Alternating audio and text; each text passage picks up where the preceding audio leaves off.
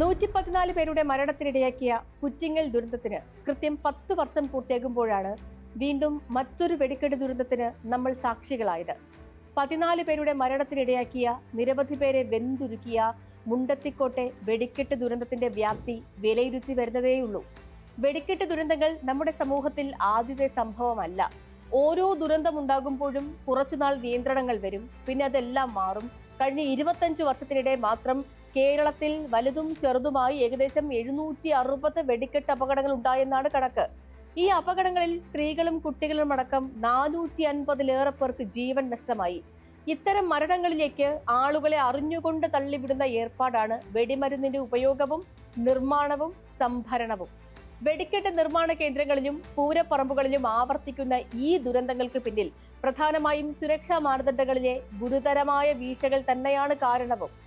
മനുഷ്യജീവന് ലവലേശം വിലയില്ലാത്ത രീതിയിൽ സുരക്ഷാ ലംഘനം ആവർത്തിക്കപ്പെടുമ്പോൾ വെടിക്കെട്ടിന്റെ കെട്ടുകാഴ്ചകൾ ഇന്നത്തെ പോലെ ഇനിയും തുടരേണ്ടതുണ്ടോ എന്ന് അന്വേഷിക്കുകയാണ് ഇന്നത്തെ സ്പോട്ട്ലൈറ്റ്. ജീവനെടുക്കുന്ന വെടിക്കെട്ടുകൾ ഇനിയും തുടരണമോ? 114 പേർ കൊല്ലപ്പെട്ട പരവൂർ പുറ്റിങ്ങൽ ക്ഷേത്രത്തിലെ ദുരന്തം വെടിക്കെട്ടിന്റെയും ആനയെഴുന്നള്ളിപ്പിന്റെയും ആശ്വാസ്യതയെക്കുറിച്ച് ജനാധിപത്യപരമായ സംവാദത്തിന്റെ സാധ്യത തുറന്ന സംഭവം കൂടിയായിരുന്നു. ശ്രീനാരായണ ഗുരുവിന്റെ കരി വേണ്ട കരിമരുന്നും എന്ന ഉപദേശം അന്ന് വളരെ വ്യാപകമായി ചർച്ച ചെയ്യപ്പെട്ടതുമാണ്. അപകടത്തിന്റെ പശ്ചാത്തലത്തിൽ ഉഗ്രശബ്ദത്തോടുകൂടിയുള്ള രാത്രി വെടിക്കെട്ട് ഹൈക്കോടതി നിരോധിച്ചു. ഇതിനു പുറമെ ചീഫ് ഫോറസ്റ്റ് കൺസർവേറ്റർ ആന എഴുന്നള്ളിപ്പിന് കർശന നിയന്ത്രണം ഏർപ്പെടുത്തി. പകൽ 10-നും വൈകിട്ട് 5-നും ഇടയ്ക്ക് ആനകളെ എഴുന്നള്ളിക്കരുത് എന്നും ആനകൾ തമ്മിൽ 3 മീറ്റർ അകലം വേണമെന്നുമായിരുന്നു തൃശൂർ പൂരത്തിനും തൊട്ടു മുൻപ് ദേവസ്വങ്ങൾക്ക് നൽകിയ ഉത്തരവ്. ഇതോടെ വെടിക്കെട്ടിന് പുറമെ ആന എഴുന്നള്ളിപ്പിനും കർശന നിയന്ത്രണം ഏർപ്പെടുത്താൻ അനുകൂല സാഹചര്യം ഒരുങ്ങി. പക്ഷേ തൃശൂർ പൂരം ചടങ്ങുകളിൽ ഒതുക്കുമെന്ന പാറമേക്കാവ് തിരുവമ്പാടി ദേവസ്വങ്ങളുടെ അന്നത്തെ ഭീഷണിയെ ചില മാധ്യമങ്ങൾ ഒരു ദേശത്തിന്റെയും ജനതയുടെയും സ്വത്വ സംരക്ഷണ പോരാട്ടമായാണ് അവതരിപ്പിച്ചത്. ആ വൈകാരികതയ്ക്കൊപ്പമായിരുന്നു BJPയും ഇടത് വലതുപക്ഷവുമൊക്കെ. പൂരത്തിന്റെ ഭാഗമായ വെടിക്കെട്ട് മതപരമായ ചടങ്ങിനപ്പുറം തൃശൂരിന് ഒഴിവാക്കാനാകാത്ത സാംസ്കാരിക പൈതൃകത്തിന്റെ ഭാഗമാണ് എന്നായിരുന്നു ഹൈക്കോടതിയിൽ സർക്കാരിന്റെ സത്യവാങ്മൂലം. അങ്ങനെ വനം വകുപ്പ് മന്ത്രിയായിരുന്ന തിരുവഞ്ചൂർ രാധാകൃഷ്ണൻ ഇടപെട്ട് ചീഫ് ഫോറസ്റ്റ് കൺസർവേറ്ററുടെ ഉത്തരവ് പിൻവലിപ്പിച്ചു. പൂർവാധികം നിയമ ലംഘനത്തോടെ ആ വർഷവും തൃശൂർ പൂരം നടന്നു. വെടിക്കെട്ടിനും ആന എഴുന്നള്ളിപ്പിനും കർശന നിയന്ത്രണവുമായി കേന്ദ്ര സർക്കാരും കേരള ഹൈക്കോടതിയും ഉത്തരവുകൾ പുറപ്പെടുവിച്ചപ്പോഴും ഇടതു വലതു രാഷ്ട്രീയ ഭേദമന്യേ ആചാര സംരക്ഷകർ രംഗത്തു വന്നത് ഓർമ്മയുണ്ടാകും. 2008 സ്ഫോടക വസ്തു നിയമത്തിൽ ഭേദഗതി വരുത്തി കേന്ദ്ര വാണിജ്യ വ്യവസായ മന്ത്രാലയം ഇറക്കിയ അസാധാരണ ഗസറ്റ് വിജ്ഞാപനം പുറത്തുവന്ന സമയം കൂടിയായിരുന്നു അത്. വെടിക്കെട്ടിനുള്ള മരുന്ന് സൂക്ഷിക്കുന്ന സ്ഥലത്തു നിന്നും 200 മീറ്റർ അകലെ മാത്രമേ വെടിക്കെട്ട് നടത്താവൂ എന്നതായിരുന്നു പ്രധാനപ്പെട്ട വ്യവസ്ഥ. വെടിക്കെട്ട് നടക്കുന്ന സ്ഥലത്തു നിന്നും 100 മീറ്റർ അകലെ ആളുകൾ നിൽക്കണം. സ്ഥലം ബാരിക്കേഡ് കെട്ടി തിരിക്കണം. അമിട്ടുകൾ തമ്മിലുള്ള അകലം 50 സെന്റിമീറ്റർ വേണം തുടങ്ങി വെടിക്കെട്ടുമായി ബന്ധപ്പെട്ട 35 വ്യവസ്ഥകൾ വിജ്ഞാപനത്തിലുണ്ടായിരുന്നു. ജനങ്ങളുടെ സുരക്ഷയാണ് സ്ഫോടക വസ്തു നിയമ ഭേദഗതിയിലെ പ്രധാന പരിഗണനാ വിഷയം എന്നത് മുഖവിലക്കെടുക്കാതെ ഭരണ പ്രതിപക്ഷങ്ങൾ കൂട്ടുമുന്നണിയായി അതിനെതിരെ രംഗത്തു വന്നു. ഇതോടെ പൂരക്കമ്മിറ്റി സജീവമായി വിഷയത്തിൽ ഇടപെട്ടു. ഈ കോലാഹലം നടക്കുന്നതിനിടയിലാണ് നീലേശ്വരം അഞ്ചൂറ്റമ്പലം വീരർകാവ് ക്ഷേത്രത്തിൽ വെടിക്കെട്ട് അപകടത്തിൽ 6 പേർക്ക് ജീവൻ നഷ്ടമായത്.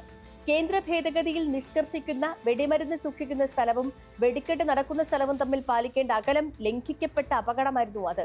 എന്നിട്ടും അവിടെ കൊല്ലപ്പെട്ട 6 മനുഷ്യരെ മുൻനിർത്തിയുള്ള ചർച്ചയിലേക്ക് മാധ്യമങ്ങളും സർക്കാർ സംവിധാനങ്ങളും കടന്നതേയില്ല. പുറ്റിങ്ങൽ ദുരന്ത പശ്ചാത്തലത്തിൽ ജസ്റ്റിസ് PS ഗോപിനാഥൻ കമ്മീഷൻ നടത്തിയ അന്വേഷണത്തിൽ ജില്ലാ ഭരണകൂടത്തിന്റെയും പോലീസിന്റെയും ഭാഗത്ത് ഗുരുതര വീഴ്ചകൾ കണ്ടെത്തിയിരുന്നു. പക്ഷേ കമ്മീഷന്റെ ശുപാർശകൾ നടപ്പാക്കാൻ സർക്കാരിന്റെ ഭാഗത്തു നിന്നും കാര്യമായ ഇടപെടലുകൾ ഉണ്ടായില്ല. വികസിത രാജ്യങ്ങളിലും ഒളിമ്പിക്സ് പോലുള്ള അന്താരാഷ്ട്ര പരിപാടികളിലും ഒക്കെ ചെയ്യുന്നത് പോലെ വെടിക്കെട്ടുകളിൽ ശബ്ദത്തേക്കാൾ കൂടുതൽ വെളിച്ചത്തിനും നിറത്തിനും മുൻഗണന നൽകണമെന്നതായിരുന്നു കമ്മീഷന്റെ പ്രധാനപ്പെട്ട ശുപാർശ. ഉഗ്രശേഷിയുള്ള വെടിമരുന്നിന്റെ ഉപയോഗം കുറയ്ക്കണം എന്നതാണ് ഇതിന്റെ പ്രത്യേകത. വെടിക്കെട്ടിന്റെ ശബ്ദം 85 ഡെസിബലിൽ കൂടാൻ പാടില്ല എന്നതായിരുന്നു മറ്റൊരു നിർദ്ദേശം.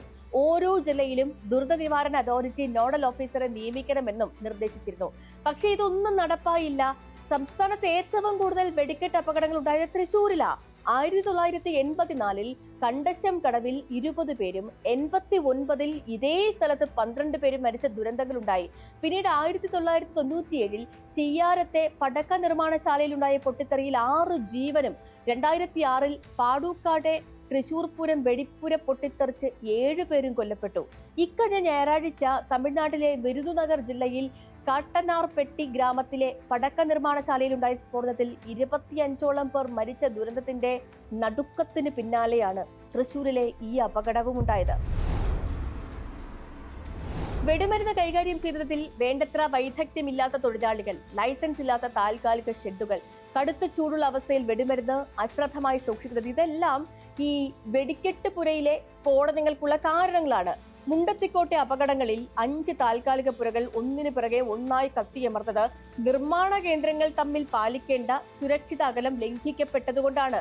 ഓരോ അപകടത്തിന് ശേഷവും പ്രഖ്യാപിക്കപ്പെടുന്ന അന്വേഷണങ്ങളും നഷ്ടപരിഹാരങ്ങളും പിന്നീട് ആരും ഓർക്കാത്ത പഴയ വാർത്തകളായി മാറുന്നു എന്നല്ലാതെ ഇതിനൊന്നും ശാശ്വതമായ പരിഹാരം ഉണ്ടാകുന്നതേയില്ല.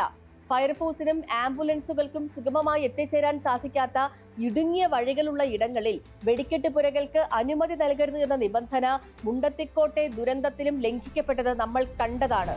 പരിശോധനകൾ വെറും ചടങ്ങുകളാക്കാതെ ഓരോ സീസണിലും കർശനമായ ഓഡിറ്റിംഗും നിരീക്ഷണവും ഉറപ്പാക്കാൻ ജില്ലാ ഭരണകൂടങ്ങളും പോലീസും തയ്യാറാകണം. വെടിമരുന്ന് മിശ്രിതങ്ങൾ തയ്യാറാക്കുമ്പോഴും അത് സൂക്ഷിക്കുമ്പോഴും പാലിക്കേണ്ട താപനിലയും ആർദ്രതയും കൃത്യമായി നിരീക്ഷിക്കപ്പെടണം. തൊഴിലാളികൾക്ക് അവർക്ക് മതിയായ സുരക്ഷാ വസ്ത്രങ്ങളും അതുപോലെ ആധുനിക പരിശീലനവും നൽകേണ്ടതുണ്ടെന്ന ആവശ്യകതയും അവഗണിക്കപ്പെടുന്നു. ആചരിക്കാനായാലും ആഘോഷിക്കാനായാലും വെടി പൊട്ടിയേ തീരുവെന്നില്ല.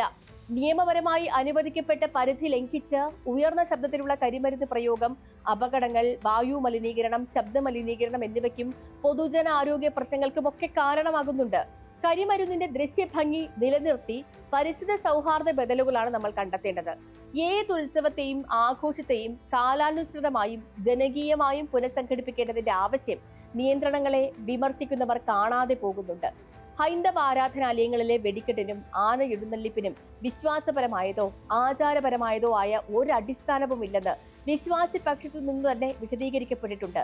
വെടിക്കെട്ടിന് അനുമതി നൽകിയില്ലെങ്കിൽ തൃശൂർ പൂരം തന്നെ ഇല്ലാതാകുമെന്ന ആചാര ഭീഷണിക്ക് ചരിത്രത്തിൽ തന്നെ മറുപടിയില്ലേ? കോവിഡ് കാലത്ത് നമ്മളത് കണ്ടതല്ലേ? ആചാരത്തിന്റെയും ആഘോഷത്തിന്റെയും പേരിൽ ഇങ്ങനെ അപായകരമാം വിധം വെടി പൊട്ടിക്കുന്നത് കേരളത്തിലല്ലാതെ മറ്റേതെങ്കിലും പരിഷ്കൃത സമൂഹത്തിലുണ്ടോ എന്നൊരു ചോദ്യമാണ് ഇപ്പോൾ ഉയരുന്നത്. സ്പോട്ട്ലൈറ്റ് മറ്റൊരു വിഷയമായി നാളെ വീണ്ടും ഇതേ സമയം.